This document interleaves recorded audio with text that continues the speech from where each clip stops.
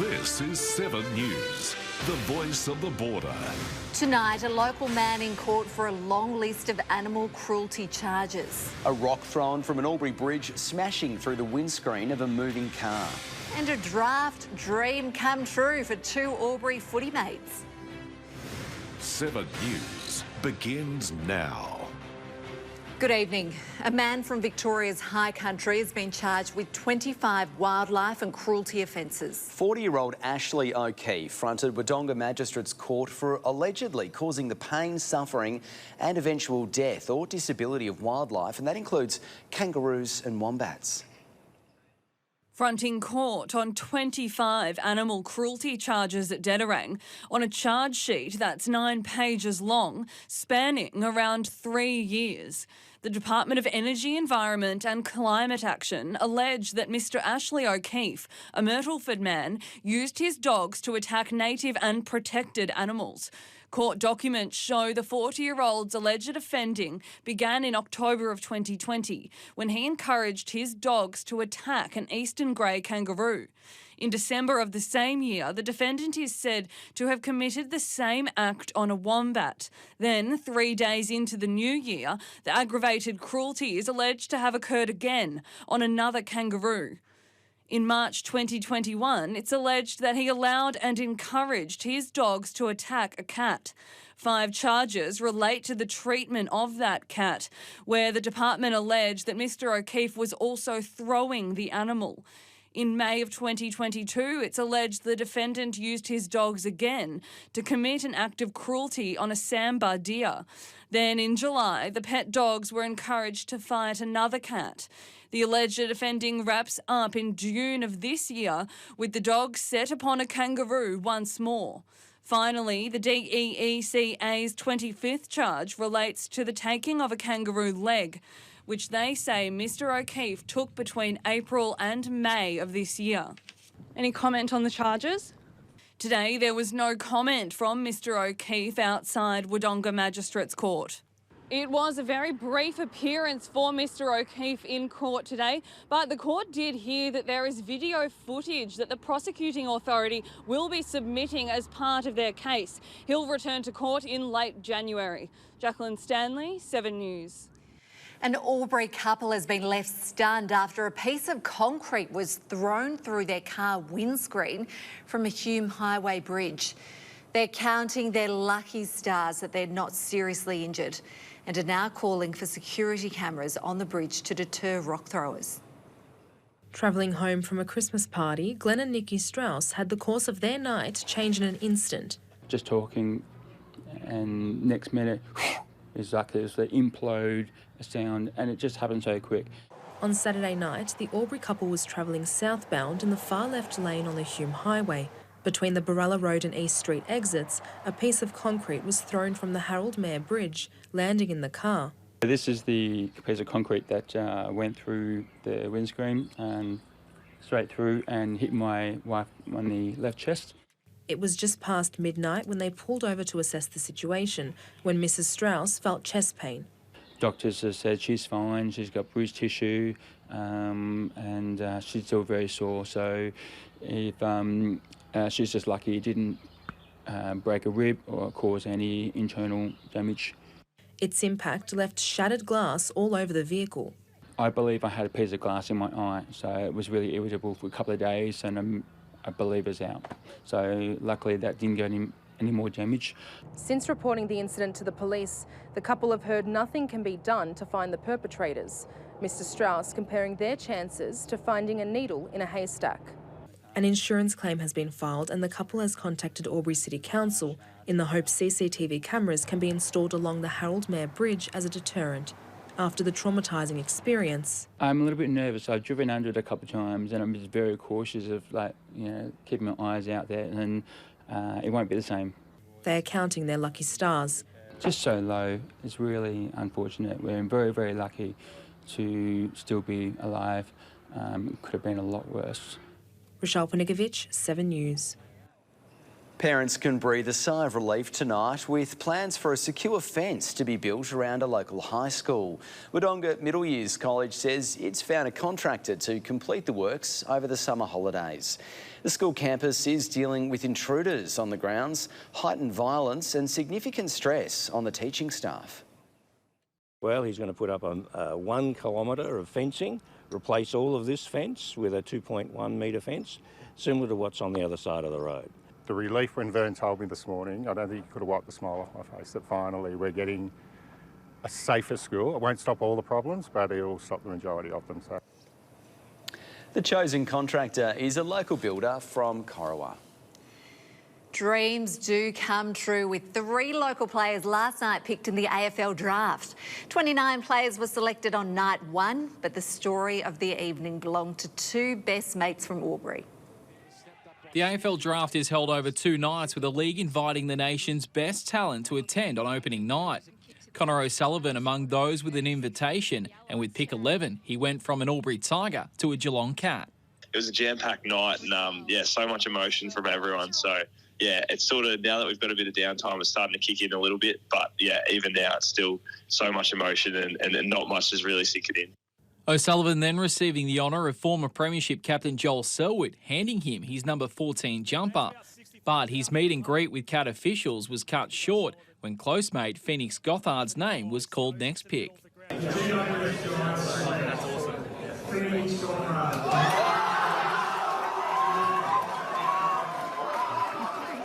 To meet Joel Selwood, obviously, have him present my jumper, that was an amazing experience. And then to be chatting to him and then Phoenix's name called the very next pick is something that, it's dreams are made of. Expected to be drafted between 25 and 40, St Patrick's Junior Gothard was there to support O'Sullivan. His selection at 12 by the Giants sending the room into a frenzy, O'Sullivan having to lend Gothard his Murray Bushrangers top. And there was even more good news to come, with Wangaratta Rover Darcy Wilson selected by St Kilda. I had a few clubs that I thought were around the mark, and Saints were one of them. So I thought if I got to them, I was pretty confident. But you never know at the end of the day. But more than happy to go to the Saints.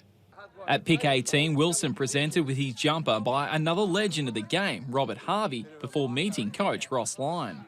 Met all the staff last night, which was nice, and then all the boys at the club have reached out today. So it's been really good in that sense.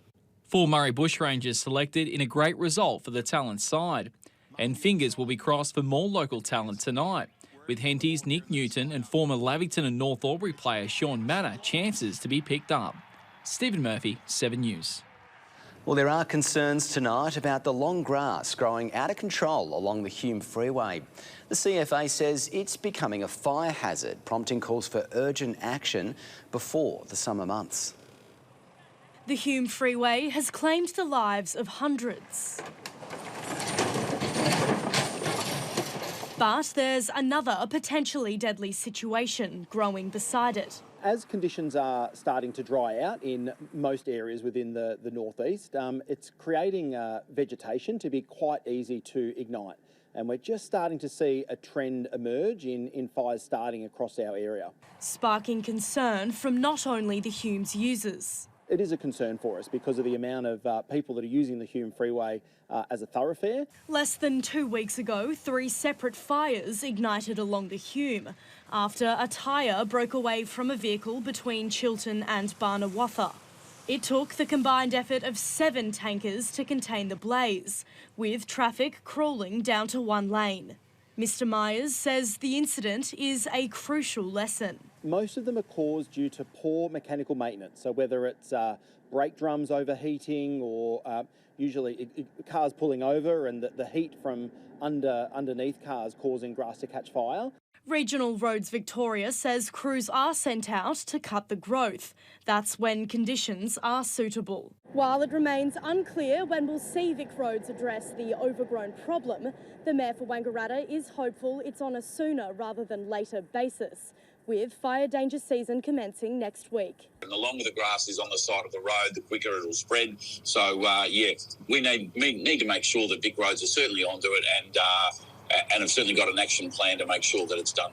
A push for the region's growing concern. Phoebe Worthley, 7 News.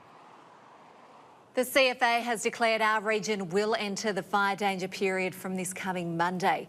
The El Nino weather pattern means there's an increased risk of grass and bushfires this summer, with a hot and dry season predicted.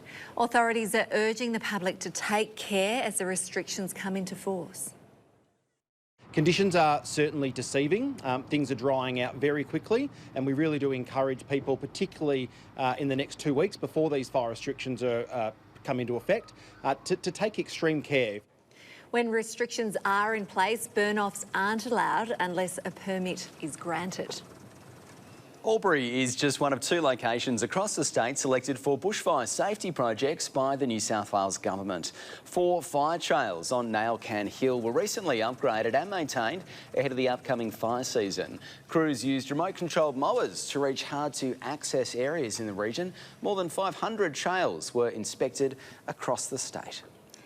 Well, Danny joins us now for a look at today's weather. And Danny, mostly fine, but we did see some scattered showers in the Alpine region. We did, guys. A little cloudy today too. Hi, everyone. Hope you're well. Today we saw troughs stretching across New South Wales and Victoria's far east, which generated the odd shower, 14 millimetres in the gauge at Falls Creek. Temperatures were a bit all over the place. Yarrawonga got to the 30-degree mark, the high 20s for Wangaratta and Beechworth. Albury reached a top of 28 degrees, while Falls Creek peaked at just 15 degrees, 2 weeks out from summer. At around 4 p.m, the Bureau issued a severe thunderstorm warning for the northeast around Wodonga, bringing damaging winds and possibly large hailstones this evening. And there is a bit of a drenching on the way soon too. I'll have more details on that shortly, guys. Sounds good, Danny. Thanks. We'll see you in a couple of minutes. Still to come in 7 News, a social housing tenant battling the housing department. And pick of the bunch, local art to hit the world stage.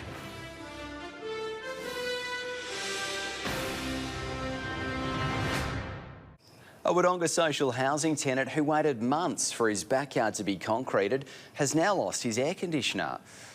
Max Sinclair says he's glad to finally have a newly concreted backyard instead of the dust bowl he'd been dealing with for 5 long months. But tradies have now found a wiring problem with his air conditioning unit, with the NDIS recipient suffering through a weekend of hot days and nights. The wiring inside the fuse box was done incorrectly. They wired an active to a neutral, and that is not on. Any Sparky out there that's watching this will understand it fully. The Department of Housing has assured Mr Sinclair his air conditioning will be fixed. A local artist on the border has been handpicked to have her artwork displayed in an internationally renowned festival. Stephanie Jakovac is busy creating 20 pieces to be on show in her home country of Slovenia.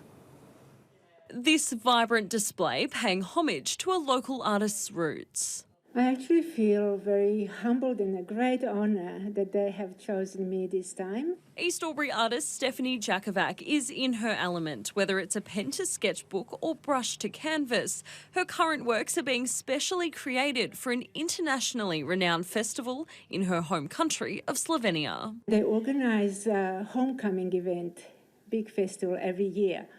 So this time they invited me to come with the exhibition and be a guest artist. And I decided to bring something Australian, something that's really native Australian. Ms Jakovac has been commissioned to create 20 pieces, which will be displayed at the aptly named Welcome Home Festival. She's one of the artists from across the globe who've emigrated from Slovenia, invited back to take part. I thought, that's a surprise. I don't think I'll do it. And then after I thought about it, and they, of course, offered to fund it as well, I thought, wow, maybe it's a last opportunity. The vibrant colours of Australian native wildflowers inspired by her bushwalks in the region. The process started from freehand illustrations, slowly transforming into spirited works of art. Everybody loves flowers, so in some paintings I will combine my childhood favourite flowers, which is forget-me-nots and narcissus that grow up in the mountains. So I will try to combine both of them. These paintings will make their way over to Slovenia for the festival in July next year. And once it's all over, they'll be on display as part of a touring exhibition throughout Europe. It just feels very honourable to go back. Claire Sienta, 7 News. Albury City Council has reviewed opening hours for the Vault Lane and Kiwa Street multi-storey car parks from 10 p.m. to 6 a.m. each day. Levels 1 and 2 at Kiwa Street and the top level at Vault Lane will be closed. The council says it's because of recent vandalism and antisocial behaviour. Their website offers alternative parking locations for anybody in need. Still to come in 7 News, the softball Gladiators claim a third straight win. And the Tigers stun the Stingrays with an opening quarter blitz.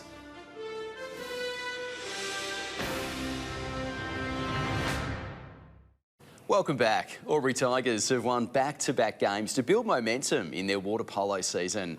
The Tigers stun the Stingrays with an opening quarter blitz to set up an important win.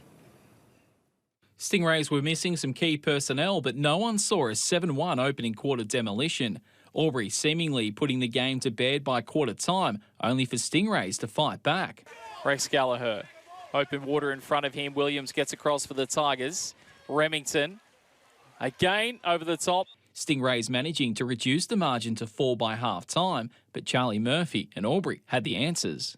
Duck, longer, Thomas Duck, flicked away by the crossbar and Krauts, but Murphy. Stingrays closing the margin to just 2 late, as it appeared Albury had run out of steam. But some late goals to Murphy in the final term ended any chance of a Stingrays fight back. The Tigers are going to win back-to-back games, and they are well and truly. In the women's, Pool Pirates didn't have it all their own way against Stingrays. The likes of Zali Howard stepping up for the Rays as Macy Clark and the Pirates led 3-1 early. Near halfway, she's more than capable. Morrison, brilliant by Clark. The backflip around the corner. From there, but it was Pool Pirates in complete control as Riley Hogan went nuts. Backstroking and now freestyling is Hogan for a 5th goal. The star Pirates scoring 5 goals, the Stingrays had little answers. The massive underdogs adding some respectability late, but it wasn't enough. Pirates comfortable winners and sitting on top. Meanwhile, Sharks were too good for Albury. Albury twice drawing level with Sharks but weren't able to sustain the pressure. Sharks swimming away with a dominant win in the second half to sit in second spot. Twyford, Millett, Chiara Millett. Stephen Murphy, 7 News. Wodonga Gladiators have become the form side of softball Albury Wodonga. Gladiators claiming a 3rd straight win in another thrilling finish. Gladiators have started to find their form but faced another test against a premiership contender in Sloth Bears.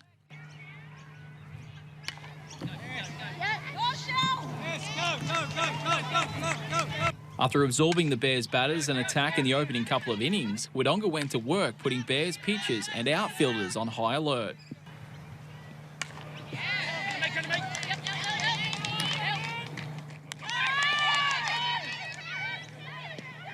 Wodonga dominating with bat in hand to open up a 6-run lead and threatened to end the game early under the mercy rule.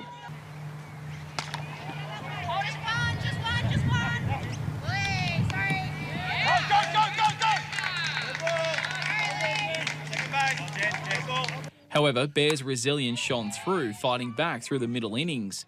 Bears closing the margin as momentum completely swung their way. Wodonga struggling to maintain a lead.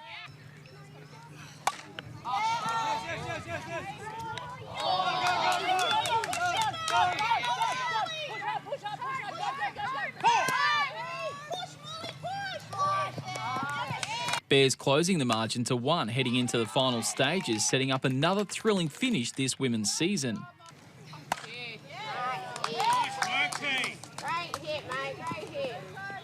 Wodonga, however, hanging on for a 10-9 win, elevating themselves further up the ladder.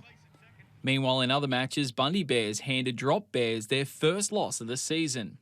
So to the ladder, and Bears occupy 3 of the top 4 spots, with Wodonga's Gladiators moving up to 3rd after a hat-trick of wins. Stephen Murphy, 7 News.